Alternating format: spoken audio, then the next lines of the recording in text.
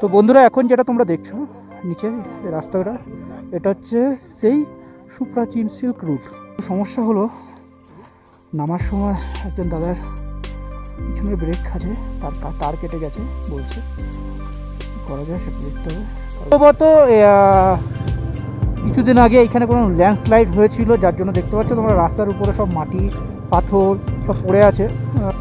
জঙ্গলি বাজারে আমরা একটু মার্কেটিং করবো, এখানে স্টে করবো না, কিছু মার্কেটিং কেনাকাটা আছে, সেগুলো যার যার যে যেটা পছন্দ সেই হিসাবে কেনাকাটা হবে। দেখছো বন্ধুরা কেমন রাস্তা খারাপ, জঘন্য রাস্তা, রাস্তার কাজ হচ্ছে, এই রাস্তা বাইক চালানো সত্যি মুশকিল।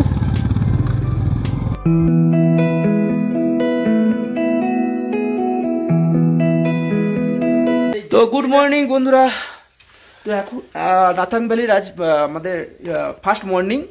তো ফার্স্ট মর্নিংয়ে সামনেই দেখো এখানে আছে মানাদা। গুড মর্নিং বালাদা। Good morning. এই দেখো, এই যে সাদা হয়ে দেখতে পাচ্ছ তোমরা, এগুলো হচ্ছে স্নোফল হয়েছে, সাবুরদানা। সাবুরদানা, হ্যাঁ এখন পড়ছে, অল্প অল্প পড়ছে, হালকা হালকা একদম আসছে, হ্যাঁ দেখা যাচ্ছে হালকা হালকা।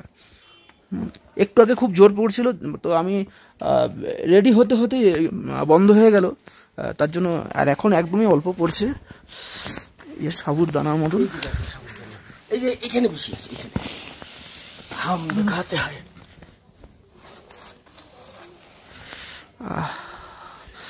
সাবুরদানা। তো যাই হোক, স্নোফল দেখতে পেলাম, এটাই আমাদের কাছে অনেক। তো দেখো ঠান্ডায় কেলিয়ে গেছে সবাই, উফ দেখে খুব করুণ কষ্ট লাগছে।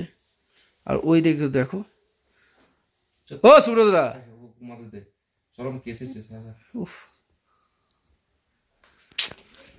তো ঠান্ডায় সবাই জড়ো সড়ো হয়ে শুয়ে আছে।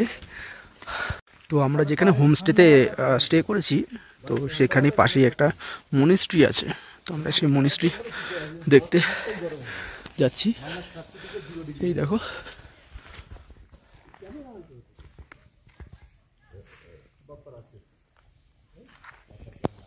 একটু শ্বাস প্রশ্বাস নিতেও কষ্ট হচ্ছে, মাঝে মাঝে একটু মাথা যন্ত্রণা করে,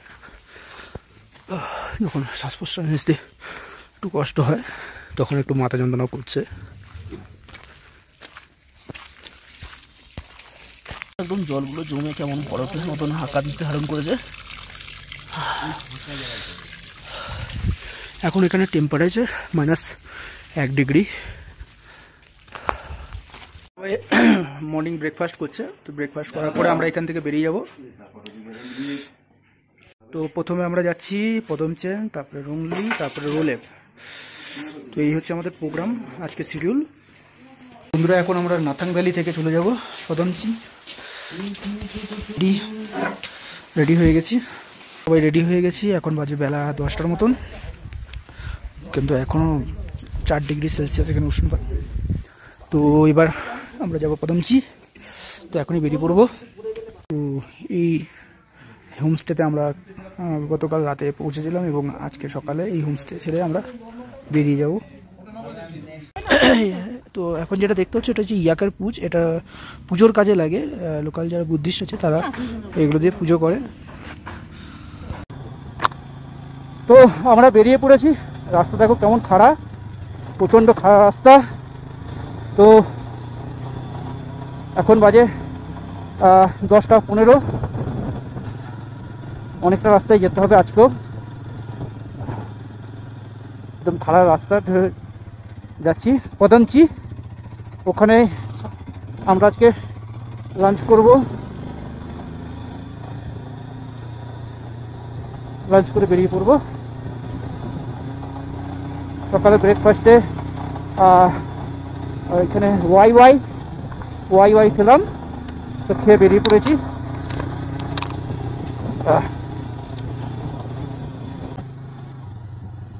দেখতে পাচ্ছ কেমন রাস্তা, সামনে থেকে একটা, জানি না তোমরা দেখতে পেলে কিনা, আর্মি গাড়িও আসছে। এখানে চারিদিকে আর্মির ক্যাম্প আছে, যেহেতু এই এরিয়াটা ইন্ডিয়া এবং চায়না বর্ডারের কাছেই একদম। আর্মি গাড়ি, আর্মি ট্রাক। তো ওরা হাত দিয়ে সিগন্যাল দিলেন অল দ্য বেস্টের। সত্যি এখানে আর্মি কিন্তু খুব হেল্পফুল, সেদিক থেকে কোনো সন্দেহ নেই। একটু আগে কথাও বললাম তাদের সাথে দাঁড়িয়ে। বরফ জমে আছে দেখো মাঝে মাঝে, রাস্তায় যেখানে জল ছিল সেই জলগুলো সব এখন বরফ হয়ে গেছে। তো আমরা এগিয়ে যাচ্ছি, দেখি এখানে আমাদের পিচ্চিটা একটু সমস্যায় পড়েছে, তো আমরা দাঁড়াবো। কী ব্যাপার?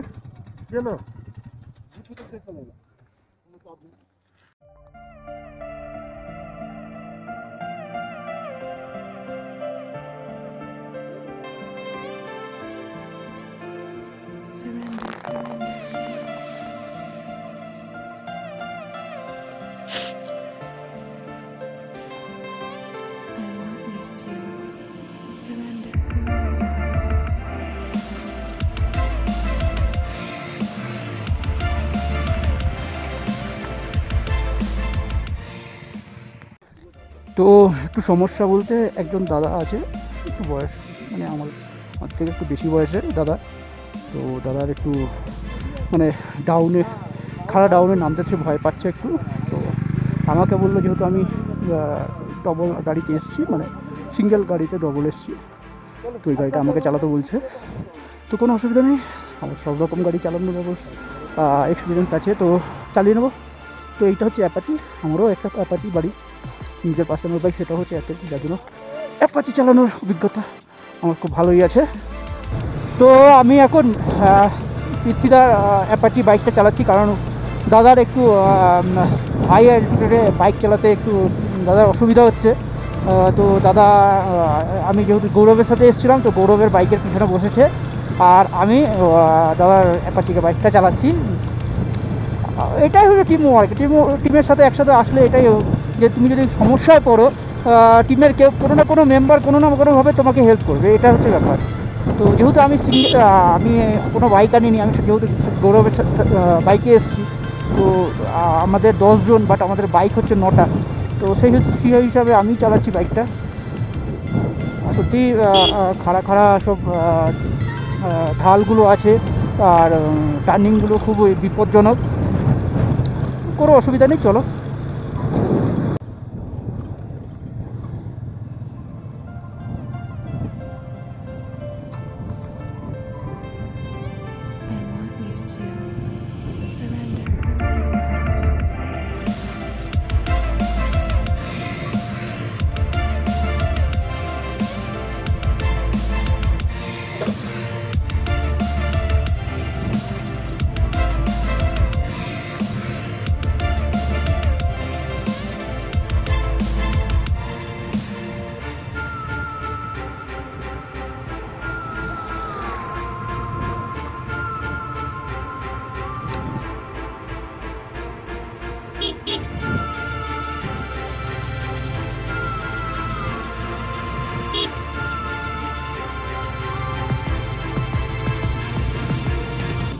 তো বন্ধুরা, এখন যেটা তোমরা দেখছো নিচে রাস্তাটা, এটা হচ্ছে সেই সুপ্রাচীন সিল্ক রুট, দেখতে পাচ্ছ।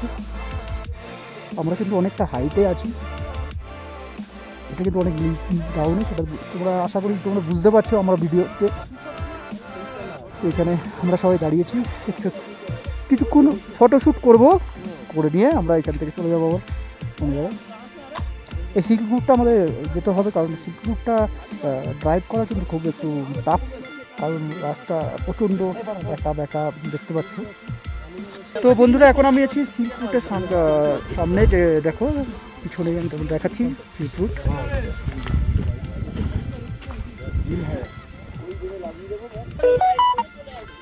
হ্যাঁ ভাই, তোর বুকে দম থাকলে তুই এসপি নিয়েই আসবি এখানে।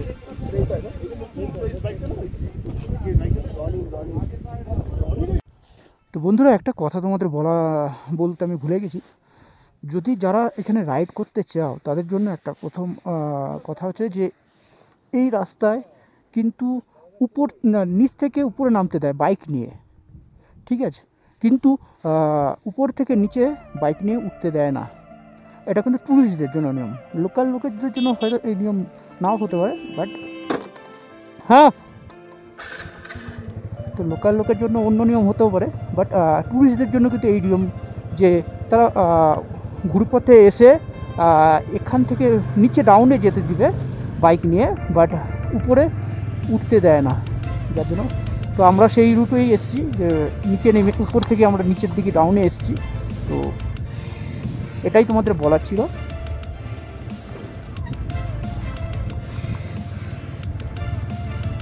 সিল্ক রুটে বাইক চালানোর যে এক্সপিরিয়েন্স নেক্সট লেভেলের, সত্যি কথা বলতে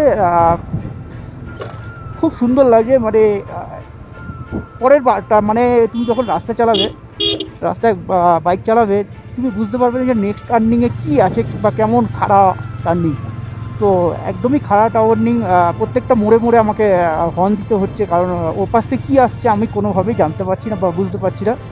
তো সবাইকেই একই নিয়মই প্রসেস ফলো করা দরকার, এবং টার্নিংগুলো বিশেষ করে একটু স্লো হয়ে একটু জায়গা ছেড়েই বাইক চালানো দরকার।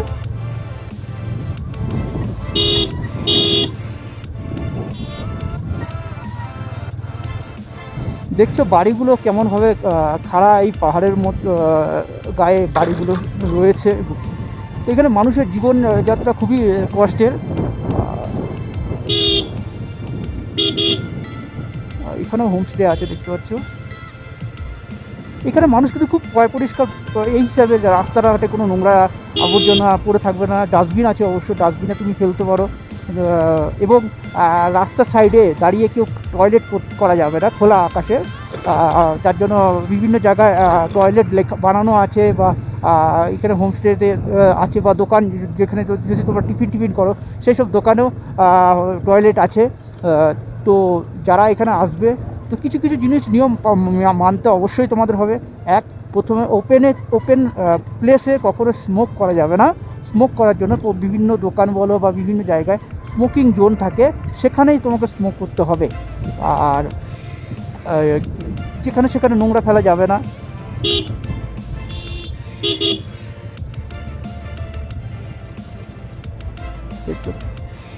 খুব খারাপ পাহাড়, মানুষ দাঁড়িয়ে এখানে সেলফিও তুলছে।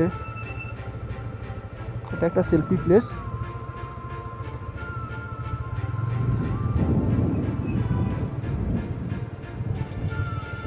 খুব ধীরে ধীরে, আমার গাড়ির গতি 30-এর উপরে উঠছে না।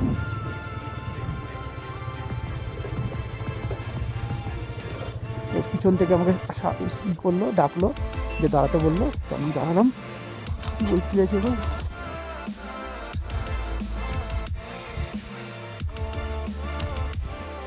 তো এই সুন্দর প্লেসে কিছুক্ষণ সেলফি ফটোশ্যুট করার পরে আমরা এই সিল্ক রুটের অরিজিনাল যে সিল্ক রুটের যে রাস্তা এবার নেমে যাব।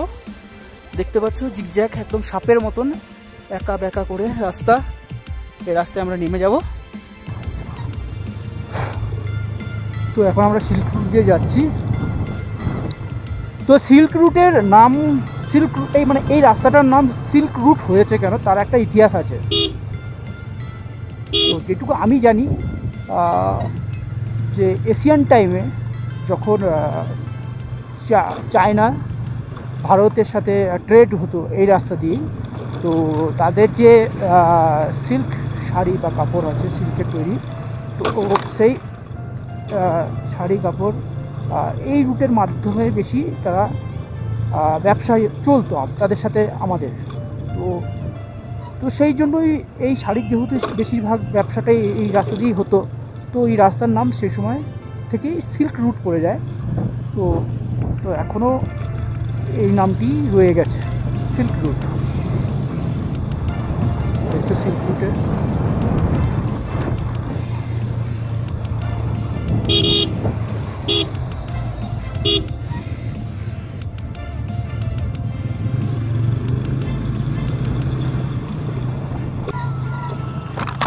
তো হঠাৎ মেঘলা হয়ে গেল। তো ওয়েদার এখানে যখন তখন হঠাৎ চেঞ্জ হয়ে যায়। তো এতক্ষণ রোদ ছিল, খুব সুন্দর রোদ ছিল, বাট এখন আবার মেঘলা আকাশ হয়ে গেল।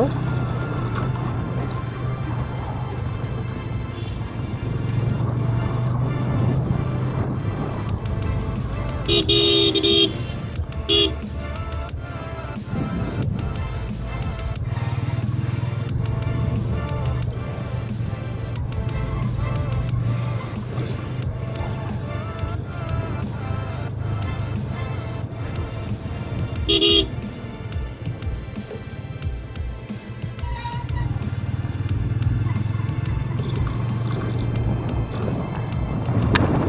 একটু সমস্যা হলো, নামার সময় একজন দাদার রয়্যাল এনফিল্ডের যে পিছনের ব্রেক আছে তার কেটে গেছে বলছে। কী করা যায় সেটা দেখতে হবে, কারণ উইদাউট ব্রেক ছাড়া তো এই রাস্তায় গাড়ি চালানো খুব মুশকিল।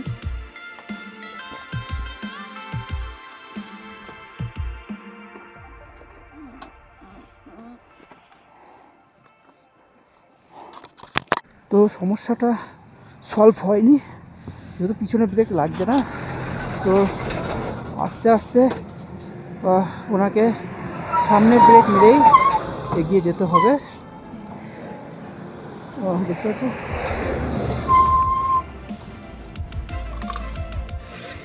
তো ওনার সাথে আমি পিছনে যাচ্ছি, এরা একটু দাঁড়ালো, ওরা ওয়েট করছে। চলো চলো, আমাদের জুলুক অব্দি যেতে হবে। সামনাসামনি তো কোনো সার্ভিসিংয়ের দোকানও নেই বা গাড়ি রিপেয়ারিংয়ের দোকান নেই। যাই হোক, আমাদের এগিয়ে যেতে হবে, তারপরে পাওয়া যাবে। এখানে ট্রাক বানানো রাস্তা দাঁড়িয়ে একটু তাদের ক্লান্তিকে দূর করার জন্য রেস্ট নিচ্ছে। কত খারাপ পাহাড়, সেই উপর থেকে আমরা নিচের দিকে আসলাম নেমে, এখনও আমাদের অনেকটা নিচে নেমে যেতে হবে।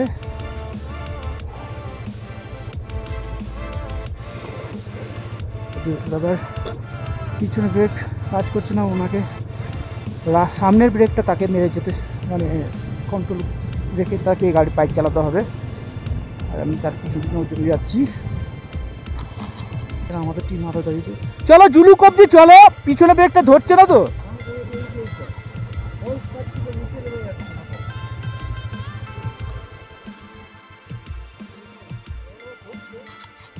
তো এখানে জিজ্ঞাসা করলাম, এখানে একটা আর্মি ক্যাম্প আছে, লোকাল লোককেও জিজ্ঞাসা করলাম যে এখানে কোনো গ্যারেজ পাওয়া যাবে কি না বাইকের রিপেয়ারিং করার জন্য। তারা বলছে এইখানে তো পাওয়া যাবে না, নিচে আরও যেতে হবে, মার্কেট আছে রঙ্গুলি, সেই রঙ্গুলি মার্কেটেই পাওয়া যাবে। তো ঠিক আছে, চলো আরও যেতে হবে এগিয়ে সামনের দিকে। তো মাঝে আমরা টি ব্রেকের জন্য দাঁড়িয়েছিলাম, তো টি ব্রেক করার পরে আমরা আবার বেরিয়ে পড়েছি।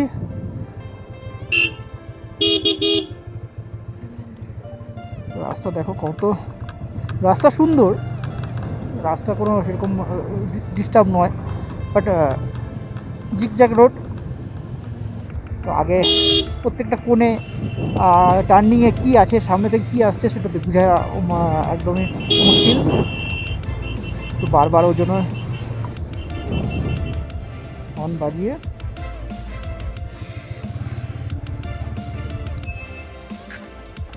কি হলো। তো সম্ভবত কিছুদিন আগে এখানে কোনো ল্যান্ডস্লাইড হয়েছিল, যার জন্য দেখতে পাচ্ছ তোমরা রাস্তার উপরে সব মাটি পাথর সব পড়ে আছে। তো বিআরও এখানে কাজ করছিল, আমি দেখতে পেলাম যে সামনের দিকে বিআরওরা তারা এগুলো সরাচ্ছিল। এই দেখো, দেখতে পাচ্ছ এগুলো সব ল্যান্ডস্লাইডের জন্য হয়েছে। রিসেন্টলি এটা হয়েছে মনে হচ্ছে, যেটা কারণ দেখে সেরকমই লাগছে।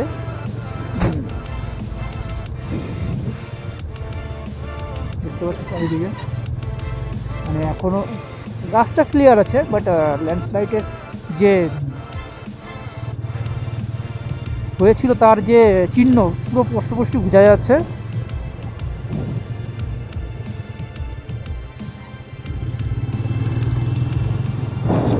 তো এখন আমরা পদমচি চেকপোস্টের কাছে পৌঁছেছি, যেখানে আমাদের গাড়ি যে আমাদের পারমিট আছে, পারমিট সে চেক করবে এবং গাড়ি নাম্বার মিলাবে। তারপরে এখান থেকে আমরা পদমচিতে একটি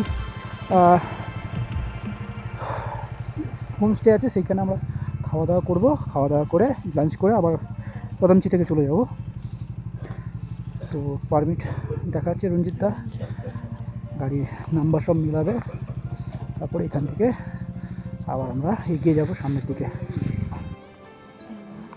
তো কদমচি যে চেকপোস্ট আছে সেখানে আমাদের পারমিট ক্লিয়ার করে হয়ে গেছে। এরপর আমরা বেরিয়ে যাবো আবার সামনের দিকে। তো আমাদের পারমিট ক্লিয়ারের পরে আমরা চলে যাচ্ছি আবার গ্রুম ব্রাদার্স হোমস্টে, যেখানে আমরা আজকে লাঞ্চ করব। এখানে আশপাশে হবে হয়তো গ্রুম ব্রাদার্স হোমস্টে।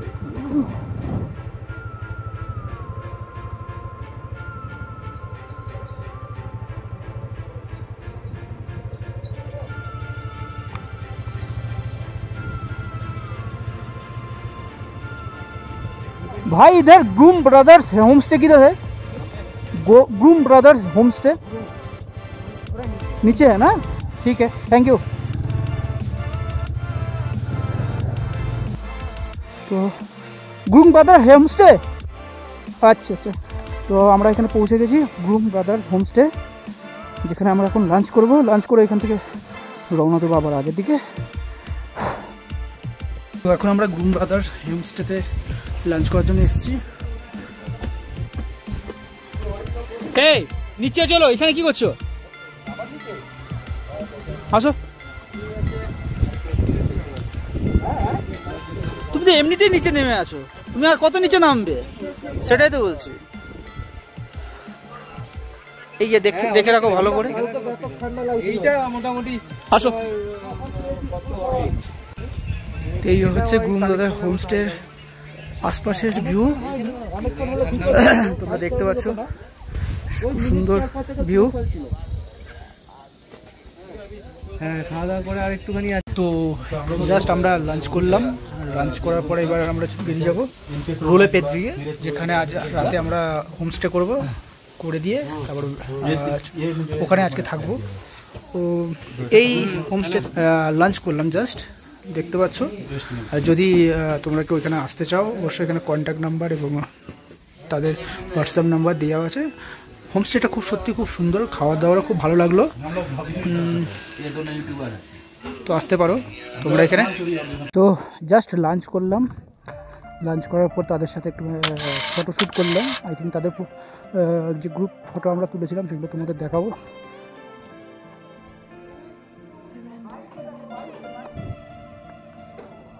এই তো বাইক, আচ্ছা আচ্ছা আচ্ছা, বিড়াল। তো যাই হোক, তাদের সাথে ফটোশ্যুট করলাম, তো সেগুলো তোমাদের দেখিয়ে দেবো।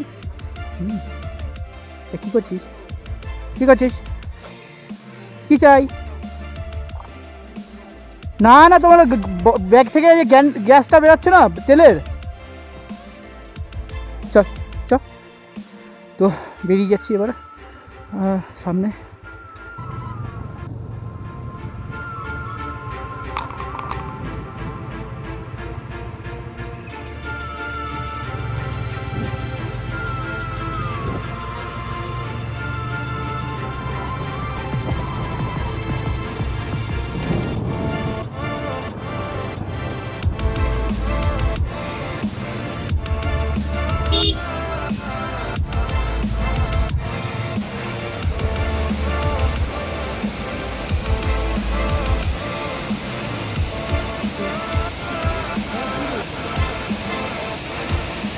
পিছনে দেখতে পাচ্ছি একটা ঝর্ণা, খুব সুন্দর লাগে দেখতে। আর এখানে একটু দাঁড়ালাম, দাঁড়িয়ে একটু ফটো তুলছি, এরপরে আবার চলে যাবো আগের দিকে। তো আমরা এখন Lingtham pick up post checkpost, সেখানে আমাদের যে ডকুমেন্টস পারমিট আছে সেগুলো দেখালাম। তো পারমিট ক্লিয়ার হয়ে গেছে, এবার আবার আগের দিকে চলে যাবো।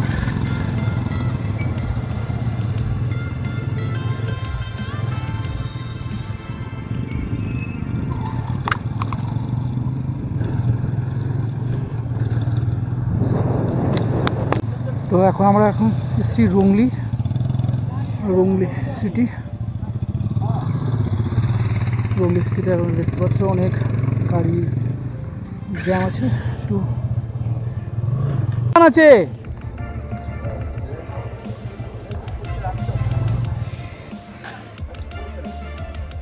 রেখে দেবো?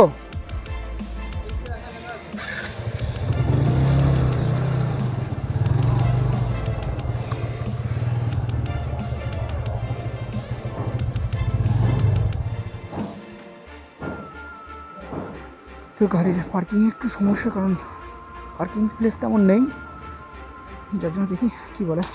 এখন আমরা আছি রুংলি মার্কেট। হ্যাঁ, রুংলি মার্কেটে দেখছি বাড়ির জন্য কিছু শীতের পোশাক বা আইটেম সেরকম পাওয়া যায় কিনা, তাই খুঁজছি। চলো চলো চলো। তো মার্কেটিং করার পরে এবার আমরা যাচ্ছি রোলেপে, যেখানে আমরা রাতে হোমস্টে করবো। আর ফ্যামিলির জন্য কিছু প্রয়োজনীয় জিনিস, শীতের পোশাক নিলাম।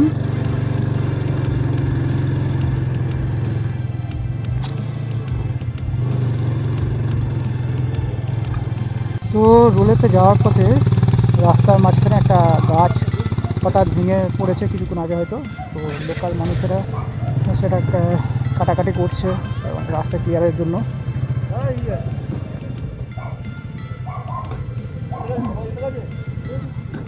দেখতে পাচ্ছ রাস্তা গাছ কাটা চলছে। কতক্ষণ এটা কাটা কমপ্লিট হয় সেটা হচ্ছে বড় কথা। তো গাছটা কেটে সরিয়ে দেওয়া হলো। তো গাছটা কেটে সরিয়ে দিল লোকাল লোকেরা। তো এখন এর সামনের দিকে এগিয়ে যাচ্ছি।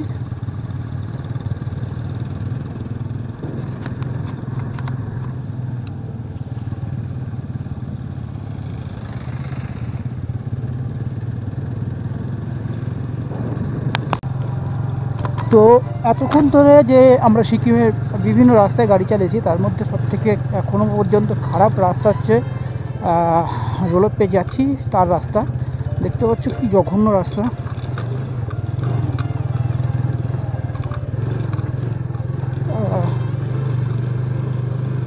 খুবই জঘন্য রাস্তা, তার মধ্যে রাস্তায় জল পড়ে আছে এবং গাড়ির চাকা খুব স্লিপ করছে।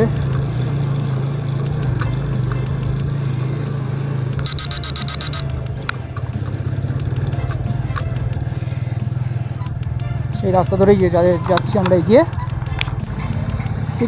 দেখতে পাচ্ছ তোমরা রাস্তা জঘন্য এবং রাস্তার কাজ চলছে। অ্যাকচুয়ালি রাস্তা নেই এখানে, রাস্তা সম্ভবত ধুয়ে গেছে বা কোনো কিছু হয়ে গেছিলো। গোটা রাস্তায় একই রকমই লাগছে, রাস্তা কিন্তু নেই, রাস্তার কাজ চলছে এখন।